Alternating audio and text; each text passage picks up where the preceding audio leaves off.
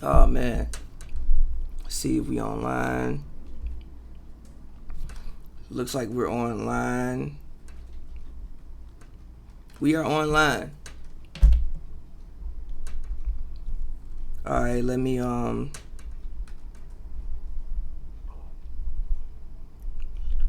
now.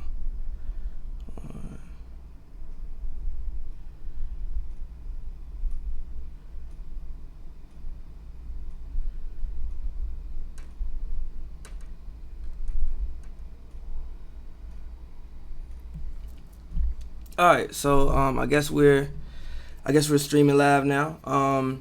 This is my first time actually doing a Pavy's Daily Takes and streaming it. Usually I just do a podcast, but I'm streaming it today. Um, hadn't really promoted it crazy, so I'm not gonna like wait for mad people to get into the chat room. I'm gonna just kind of like hop into it, and if people jump in, they jump in. If they don't, that's unfortunate. But yeah, so basically what I want to talk about today is oh, yo, my guys, yo. So check it out. Look, Pavy Daily Takes. We're gonna actually start streaming it now. So it's just me. I'm in my room chilling. Today I just want to talk about KD, and what maybe he needs to come back like off the Achilles. For one, I've this is gonna sound weird, but I actually think KD having the Achilles injury will actually help the Nets work. I think reason being is I think when he gets back, what you're gonna see a lot of him playing like is Dirk. I think that for one, he's 7 feet. He already pretty much has like the Dirk footwork down. With being able to do the one-legged jumpers and pretty much post fade over anybody. He can really work that mid-range area. So if I was him, I would actually watch like a lot of Dirk. Like Dirk wasn't grounded to the floor, but same time Dirk wasn't the best athlete. Like that's not why we remember Dirk and why Dirk was so great. It wasn't because of his athletic ability. It was because of the skill and the fact that he was 7 feet and pretty much shoot over everybody. I think KD can do that. I think that if he hadn't have torn his Achilles, he would probably still play the three for one. I think he will probably go to the four now, and I think it'll help Kyrie and him work together because they won't even attempt to play in the same realm because I don't think you want KD, all on the perimeter and having to guard wings and all of that off the Achilles. At least I wouldn't want that. I think that putting him at the four position, like it's not like the 90s anymore. Fours aren't really brutes. Fours aren't banging the same way they was back in the 90s. Like these days, I mean, look, AD 7 feet could realistically play the five. He want to play the four because he don't want to bang. Like your four position now is like Kelly Oubre was playing the four. When he was with Phoenix, like Draymond's a four man. Who else is a four? PJ Tucker is a four. Who else is a four? Blake is a four. He don't even bang like that no more. Blake is shooting mad threes, on the perimeter. Laurie Marketing is a four. So if he plays a four, these are the guys that he would be matched up against, like guys that wouldn't, it's not like he's not gonna have to go out there and bang with him, and also he's not gonna have to guard on the perimeter too much off the Achilles. So I think the four position would actually help him prolong his career if he decides to move to it. He actually played the four a lot with Golden State. They would run Draymond at the five, and KD would be at the four. And the one thing about KD is he's still 7 feet, so even defensively, if you got DJ behind you and you got Jared Allen too, great rim protectors behind you, and then you put KD another 7 footer there, like even you would think that with Kyrie, LeVert, and Joe Harris out there, the defense wouldn't be great. It could be serviceable. Like I don't think Kyrie's a bad defender. I don't think LeVert's a bad defender. Joe Harris is a little bit, but I think that he can at least stay in front of a man and wait until help is on the way. The thing about having two 7 footers behind you, whether it's Allen or whether it's DJ, is the fact that, and KD behind there, is the fact that they can all help. So KD, I don't think he won't be a. I never thought KD was a great on ball defender, but I do think KD is a very, very good help defender. So he can come over and help block shots. Also, you got DJ behind you, come over and help block shots. And again, you don't play defense by yourself. But I think that if he hadn't got the Achilles, him and Kyrie would kind of like play in the same realm. And the thing about building a team that people don't kind of realize is that you can't have like guys playing in the same realm. That's what made the Warriors work. Like, and why Boston didn't work last year was the fact that basically everybody last year on Boston pretty much did the same thing. Like Kyrie and Rozier, the same player. Kyrie's just better. Hayward, Brown, Hayward, Brown. I mean, even Morris, Tatum, all those guys are pretty much the same player. I think Morris is a little bit better catch and shoot than the other guys, but the rest of those guys all still need to catch, so dribble to score, and they all pretty much play the same position. The only people that you really had to do something different on the Celtics last year that could play in different realms were Marcus Smart and Al Horford. And Smart's not the best offensive player, and even offensively, he still needs to dribble to score. He's not a catch and shoot guy. The thing about the Warriors is you really had three people, honestly, because even KD don't really need to dribble to score, but he's the only one that pretty much, if you were going to ISO, KD would be the one that, you would ISO, is that Steph and Klay don't need to dribble to score, so they don't really play in the same realms as Kevin Durant. Even Draymond don't really play in the same realm as KD, Steph, or any of those guys.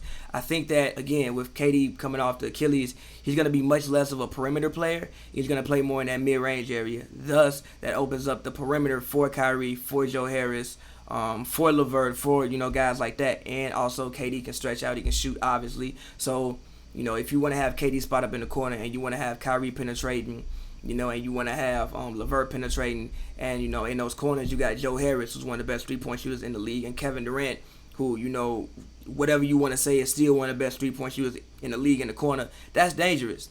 And I think that, there's been rumblings that, the Nets would, look to sign Carmelo. I don't think that's a bad thing. I think that if you do sign Carmelo, you could kind of like simulate the offense as kind of what it would look like when, KD comes back. Melo, for his career, has been really, really great in that mid-range area. And I think that, obviously, it's not 2009 no more, so, he's not going to go out there and give you, like, 28 points in that area. Melo might not even start. But he could still, no matter what, I still think Melo could come out there and give you 13 points, 12, 13, 14 points. And you can at least somewhat simulate some of the sets that you would be running with Kevin Durant, with Melo. So I don't mind that pickup for them. And also, I think that the Nets can be a 50-win team this year. I think that the one thing about Kyrie, I think Kyrie had his best season as an all-around basketball player last year. And that was coming off a summer where basically, the thing I always say about basketball players when I look at them as far as getting better for the next season is, did you go into your summer rehabbing?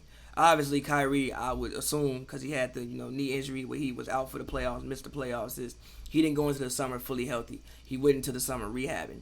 This summer, I haven't heard anything about any surgery, nothing like that. So basically, he goes into the summer as healthy as you could possibly be. When you go into the summer healthy, then that means that I think that you go into the summer and you just worry about working on your game and not working on your body to get it back to being able to play in the game. So I think that that'll help him. I think that Kyrie could very well be an MVP candidate. Will he win it? I don't know. But I think the Nets can be a 50-win team. But I don't even think that it so much depends on Kyrie this season. I mean, obviously, he has to get better. But I think that it, one, depends on, the development of Karis LeVert, Joe Harris, Spencer Dinwiddie, Jared Allen, guys like that, more so than Kyrie Irving.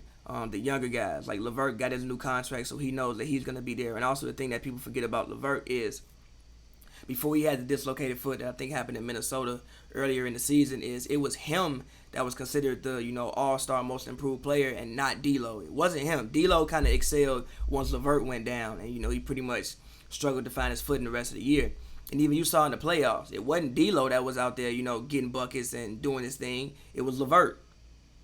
LeVert was the guy, So I think that if LeVert, again, and he's healthy, he's not rehabbing anything. LeVert's a guy who, even in college, he was hurt. So he comes back, goes into the offseason healthy, and gets to kind of build up on what he did in the playoffs and go out there and get better. Joe Harris playing on, Team USA right now, which I think will help him. You're right, Taurean Prince and Garrett Temple, they're there.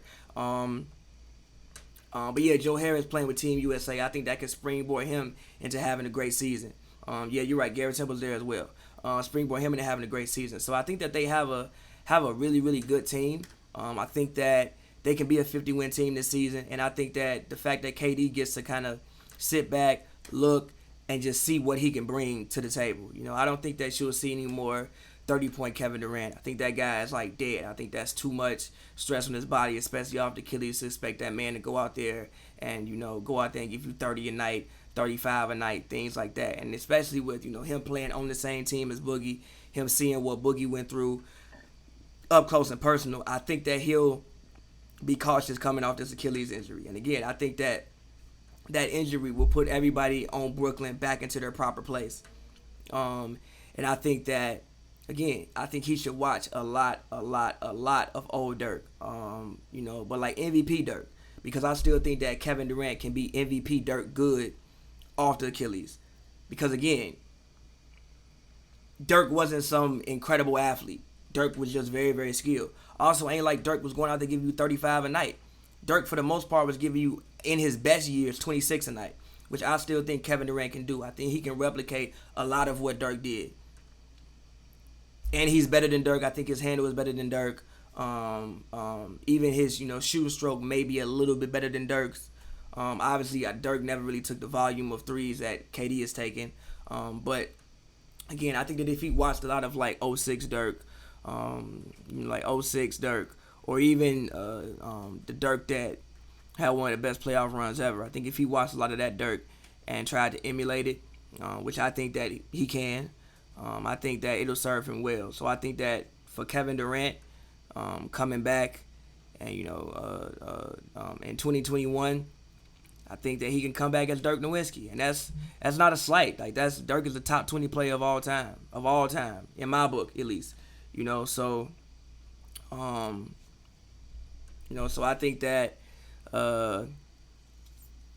that would be the best outcome for him.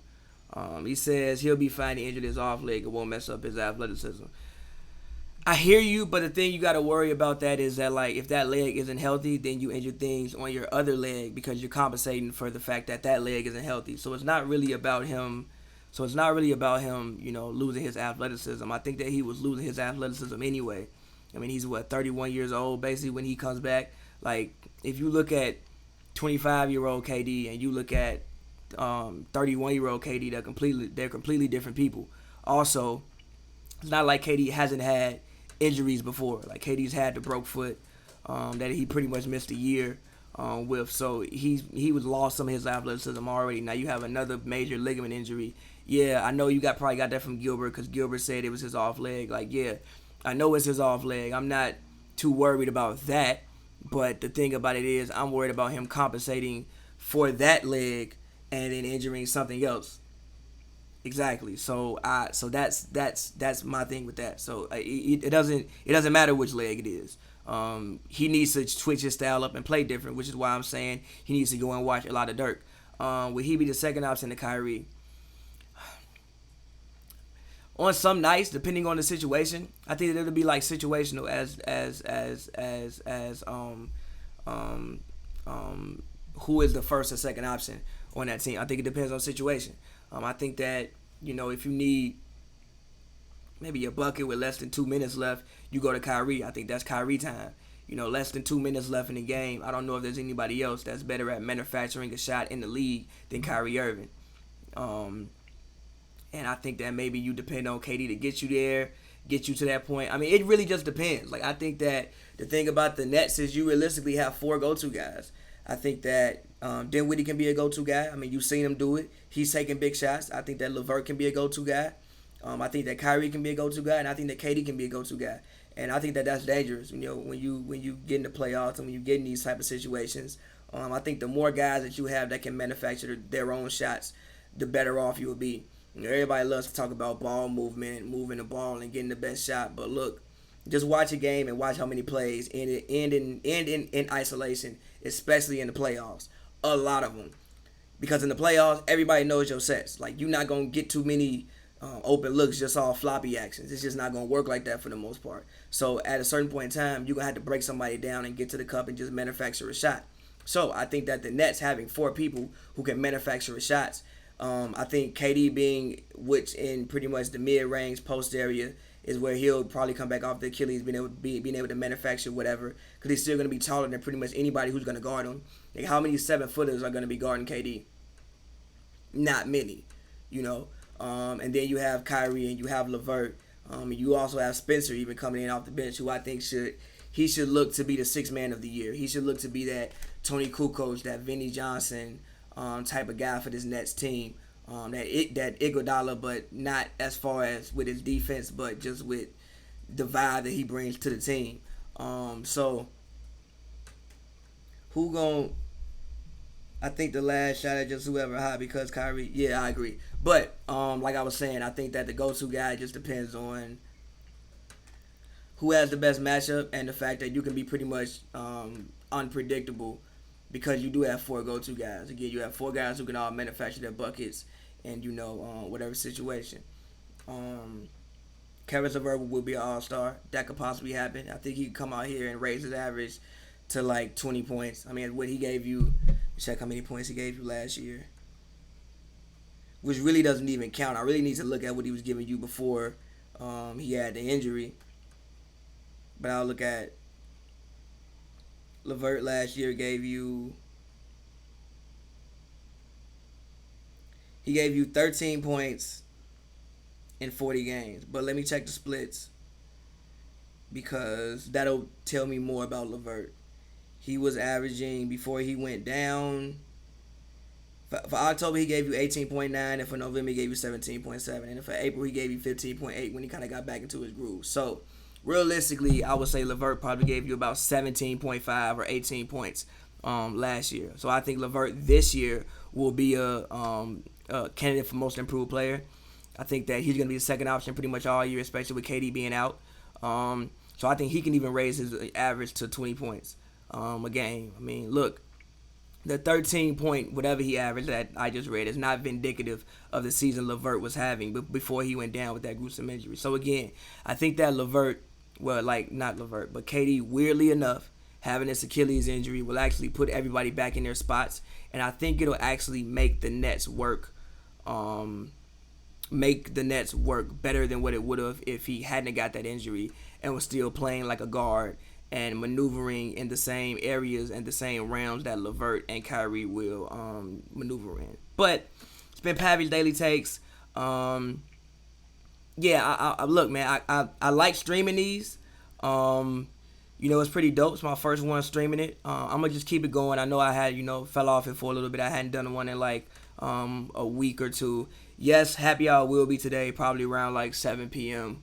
I'm thinking. But yeah, I love it. You see the graphic. Let me know if you like the graphics. Let me know.